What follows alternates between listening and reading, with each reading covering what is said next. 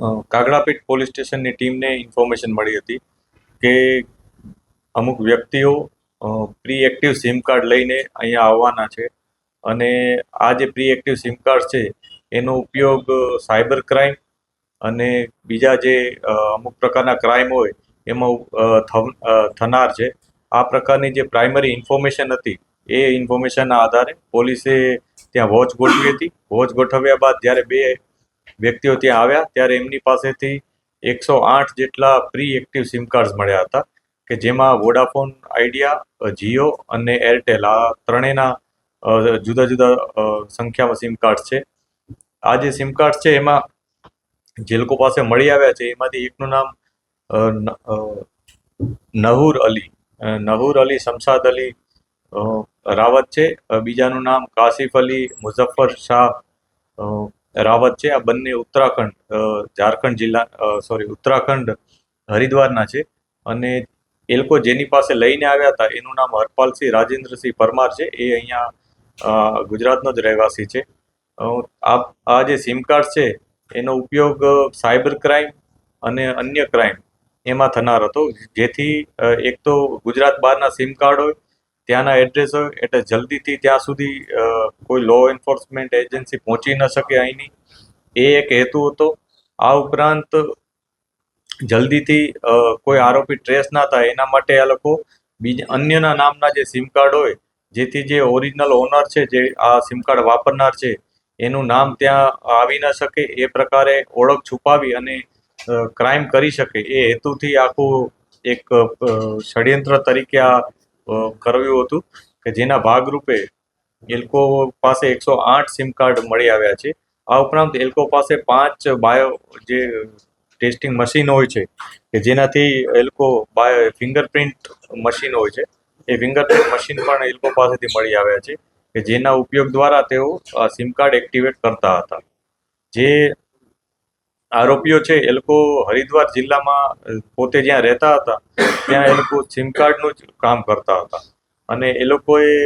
આ જે sim card જે પ્રી એક્ટિવ હતા એ જે અન્ય કસ્ટમર જે એ લોકો પાસે આવ્યા હોય એ કસ્ટમર પાસેથી જ્યારે કસ્ટમર એ લોકો પાસે સિમ એક્ટિવ કરાવે ત્યારે એમ કે કંઈ ને કંઈ ભૂલ આવી છે અથવા કોઈ અન્ય બહાનું કાઢી અને એમને એમ કહે કે તમારું સિમ રિજેક્ટ થયું છે, તમે ફરીથી એન્ટ્રી કરો. એટલે ફરીથી જ્યારે એન્ટ્રી કરવા જાય ત્યારે એને પોતાનું સિમ કાર્ડ તો મળી જ જાય, પરંતુ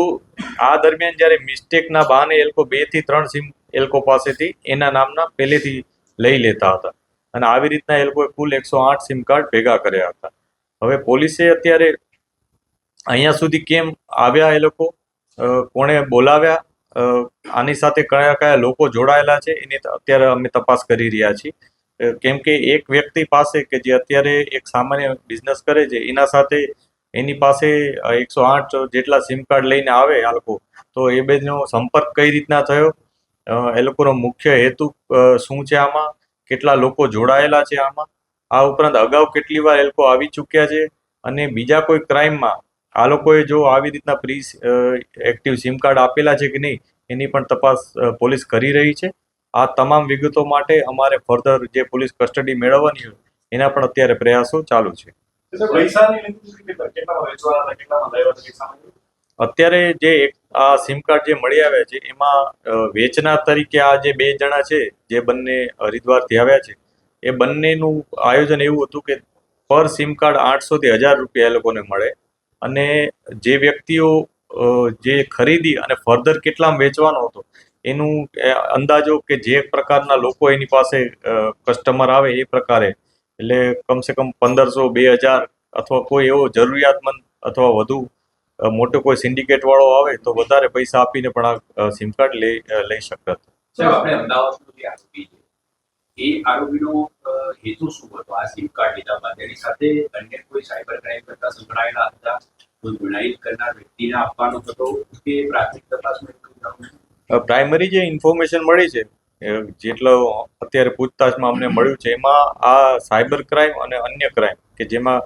આઈડેન્ટિટી જલ્દી રિવીલ ના થઈ શકે એ પ્રકારના ક્રાઇમમાં આ સિમ કાર્ડનો ઉપયોગ કરવામાં આવનાર હતો. પરંતુ આ ક્રાઇમમાં બીજા કોણ લોકો એના સાથે જોડાયેલા છે એની અત્યારે તપાસ ચાલુ છે. સાહેબ એનું બેકગ્રાઉન્ડ શું છે? કોઈ ગુનાહિત ઇતિહાસ કે એવું કંઈ મળી હતી? હાલ જે ગુજરાતના કે ત્યાંના જે આરોપીઓ છે ઉત્તરાખંડના, એ બંનેમાંથી કોઈના ગુનાહિત ઇતિહાસની પ્રાઇમરી કોઈ ઇન્ફોર્મેશન નથી, પરંતુ અમારું ધ્યેય એ જ છે કે એ લોકોનો ગુનાહિત ઇતિહાસ શું છે, આ ઉપરાંત એ લોકો સાથે કયા કયા લોકો જોડાયેલા છે અને અગાઉ એ લોકોએ કેટલી વાર આ પ્રકારનું કામ કર્યું છે એની તપાસ અત્યારે કરવાની છે. સર, અમદાવાદમાં ઉત્તરાખંડનું પણ આરોપી અને એકબીજાના કોન્ટેક્ટમાં કઈ રીતે આવ્યા, કેટલા સમયથી એકબીજાના સંપર્કમાં? એટલે આ લોકો કોઈને ઇન્ટરનેટ થ્રુ એકબીજાના સંપર્કમાં હોવાનું અત્યારે અમને જણાવી રહ્યા છે, પરંતુ અમારે ફર્ધર જે પોલીસ કસ્ટડી મળશે અમને એના ઉપરથી એ દરમિયાન અમે ચોક્કસ જાણીશું, કેમ કે ફક્ત ઇન્ટરનેટના માધ્યમથી સીધી રીતના એકબીજાથી જોડાઈ જાય એ વસ્તુ અમારે પણ એક જલ્દી અમને સમજાતી નથી, એટલે એ બાબતે પણ અમારે ફર્ધર તપાસ કરવાની છે. આ લોકો આરોપીઓ સાહેબ ટેલિગ્રામના ચોક્કસ ગ્રુપોમાં એક્ટિવ હતા, ત્યાંથી આ પ્રકારના સિમ કાર્ડના સોદાને લઈને સામે એટલે જે જુદી જુદી ચેનલ્સ છે મીડિયાની કે જેમાં એ લોકો એકબીજા સાથે કમ્યુનિકેટ કરી શકે, એ લોકો એકબીજા સાથે કમ્યુનિકેટ કરી શકે, કે ચાહે વોટ્સએપ હોય, ટેલિગ્રામ હોય કે ઇન્સ્ટા હોય કે અન્ય કોઈ આવા સોશિયલ મીડિયા મારફતે એ લોકો જ્યારે એકબીજાના સંપર્કમાં આવે છે તો ખરેખર એ જ રીતના આવ્યા છે કે આવી ચેનલની એ લોકોને અલગ રીતના કોઈ જગ્યાએ પ્રચાર પ્રસાર પણ થઈ રહ્યો છે, અથવા આવા કોઈ ગ્રુપની ઇન્ફોર્મેશન એની પાસે ક્યાંથી આવી એની તપાસ અત્યારે ચાલુ છે. પ્રાઇમરી આ લોકો આ જ પ્રકારનું રટણ કરી રહ્યા છે, એટલે જ અમારે ફર્ધર પોલીસ કસ્ટડી મેળવવાની છે, કેમ કે આટલી મોટી સંખ્યામાં સીધા એ લોકો આ એક વ્યક્તિ પાસે પહોંચી જાય છે અને એને આટલા મોટી સંખ્યામાં જ્યારે સિમ કાર્ડ આપે છે તો એ લોકોએ ઘણા સમયથી તો પોતાના સિમ કાર્ડ મેળવતા હશે, ત્યારે જ એ લોકોએ આટલા બધા કલેક્ટ કર્યા હશે. એટલે જે ડિલિવરી આપવાની આરોપીઓ અને ડિલિવરી લેનાર વચ્ચે કોઈ કમ્યુનિકેશન કોઈ પ્રકારે થયું છે, ક્યાં ભેગા થવું, કઈ રીતે આપવા એને લઈને? એટલે જે આરોપીઓનું જે કમ્યુનિકેશન થયું હતું એ લોકોનો સોશિયલ મીડિયા મારફત જ થયું હતું, અને એ લોકોનું નક્કી જ હતું કે આ જગ્યાએ અમે ડિલિવરી લેવા મતલબ ઊભા રહીશું, અને એ જે જગ્યા હતી એ કાકડાપીઠ પોલીસ સ્ટેશન વિસ્તારની જ જગ્યા હતી, એટલે અમારી ટીમ પહેલેથી જ ત્યાં વોચમાં હતી. સર, અન્ય કોઈ રાજ્યોમાં પણ સર આવું કંઈ ભાવ એના માટે જ અમે ફર્ધર પોલીસ કસ્ટડી મેળવવાના છીએ, કેમ કે ફક્ત આટલા સમયમાં અમારે જેટલી પ્રાઇમરી ઇન્ફોર્મેશન મળી છે એમાં એ વસ્તુ ચોક્કસ છે કે આ લોકો સાયબર ક્રાઇમ કે અન્ય ક્રાઇમમાં જ આ સિમ કાર્ડ વાપરવાના હતા. જેન્યુન માણસોને આવી અન્ય કોઈ આઈડેન્ટિટી માટેની જરૂર પડતી નથી, પરંતુ અન્ય રાજ્યના સિમ કાર્ડ અહીંયા વેચાય છે એ અમારા માટે એક ચોક્કસ તપાસનો વિષય છે. એનો કામ ધંધો શું છે, અભ્યાસ શું છે, એવું કંઈ જાણવા જે ઉત્તરાખંડના આરોપીઓ છે એ કોઈ 12 પાસ અને 10 પાસ એ પ્રકારના છે, અને એ લોકો ત્યાં સિમ કાર્ડનું જ કામ કરે છે, જ્યારે અહીંયા જે વ્યક્તિ છે એ અહીંયા પોતાની લારી છે એક ખમણની, અને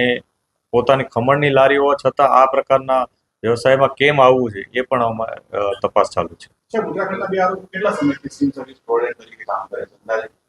અત્યારે જે અમને ઇન્ફોર્મેશન મળી એમાં એ લોકો છેલ્લા 1-2 વર્ષથી તો કરે છે, પરંતુ આ 1-2 વર્ષ દરમિયાન એ લોકોને આ ટ્રીક કોણે શીખાડી એ અત્યારે અમે તપાસ કરી રહ્યા છીએ, કેમ કે એવું નથી કે એ લોકોને પોતાને પહેલેથી જ આવડતું હતું ને એ લોકોએ આ સ્ટાર્ટ કર્યું, કેમ કે આ પ્રકારનું જે માર્કેટ હોય છે ફક્ત ને ફક્ત ક્રાઇમ માટે જ વપરાતું હોય છે, અને આ ક્રાઇમના કયા લોકો આમાં જોડાયેલા છે એની તપાસ અત્યારે અમે કરી રહ્યા છીએ.